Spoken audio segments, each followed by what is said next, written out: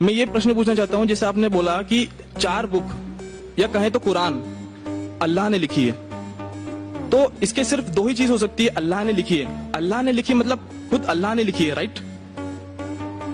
یا تو اللہ رجنیش اوسو جیسے دھرتی پر آئے ہوں گے اس بک کو لکھنے کے لیے، یا انہوں نے سورگ سے اس کو بھجوایا ہوگا، خود لکھ کر سورگ میں لکھ کر اس کو بھجوایا ہوگا.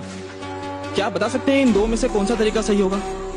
بھائی صاحب نے اچھا سوال پوچھا ہے کہ اگر یہ اللہ کی کتاب ہے، اللہ اس کے لیکھک ہے، اگر لکھی ہے تو اللہ نے خود دھرتی پہ آ کے لکھی ہوئیں گی یا سرگ سے لکھ کے بھیجی ہوئیں گی؟ جب ہم کہتے ہیں یہ اللہ کی کتاب ہے، کتاب کہتا ہوں، تو کتاب کے 2 معنی ہوتی ہے عربی میں. ایک ہوتا ہے بک، ایک ہوتا ہے وحی، جس کے معنی ریولیشن ہے. آپ سمجھے نا؟ تو میں جب کہتا ہوں کتاب، وہ وحی کی شکل میں کتاب بن چکی ہے. اس لیے میں نے کہا، جب میں کہہ رہا تھا 4 کتابوں میں ہمیں یقین ہے، توراہ، زبور، انجیل اور قرآن. توراہ وہ کتاب ہے جو اللہ نے نازل کی موسیٰ علیہ السلام پہ، یعنی وحی کے ذریعے.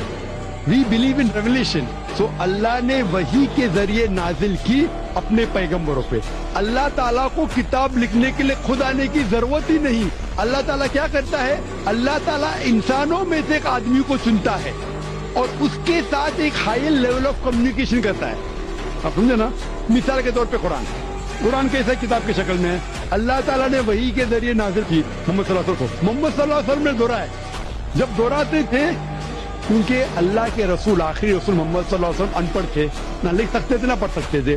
وہ لے کے اپنے صحابہ، اپنے ساتھیوں کو، آؤ لکھو اقرا، لکھو اقرا، تو لکھتے تھے. دوہراؤ، بسم اللہ الرحمن الرحیم پڑھو، بسم اللہ الرحمن الرحیم. تو وہ کہتے تھے اپنے زبان سے، لوگ جب لکھتے تھے بولتے تھے دوہراؤ، اور وہ سنتے تھے. صحیح ہے. اس طریقے سے دھیرے دھیرے 22 سال، 22.5 سال میں یہ قرآن نازل ہوا.